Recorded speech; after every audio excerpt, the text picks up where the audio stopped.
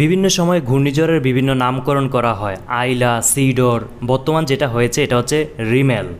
প্রশ্ন হচ্ছে এই নামকরণ কিভাবে করা হয়, কে এই নামকরণ করে?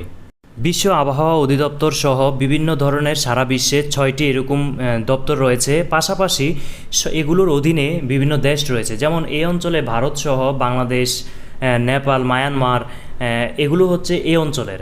তো এই অঞ্চল থেকে সবগুলো দেশই বিভিন্ন নাম আগে থেকে দিয়ে রাখে। এগুলোর উপর ভিত্তি করে আবহাওয়া অধিদপ্তর থেকে এক একটি ঘূর্ণিঝড়ের এক একটি নাম নির্ধারণ করা হয়। রিমেল যে ঘূর্ণিঝড়টি, এটির নামকরণ করেছে ওমান।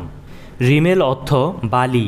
যারা উপকূলীয় অঞ্চলে রয়েছেন তারা অবশ্যই সাইক্লোন সেন্টার থেকে যে দিক নির্দেশনা দেওয়া হয়ে থাকে সেগুলো অবশ্যই ফলো করে নিয়ম অনুযায়ী চলার চেষ্টা করুন।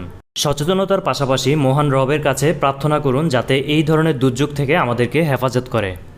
এই ধরনের গুরুত্বপূর্ণ ভিডিও কিন্তু আমাদের চ্যানেলে নিয়মিত আপলোড করা হয়, তাই চ্যানেলটি ইউটিউবে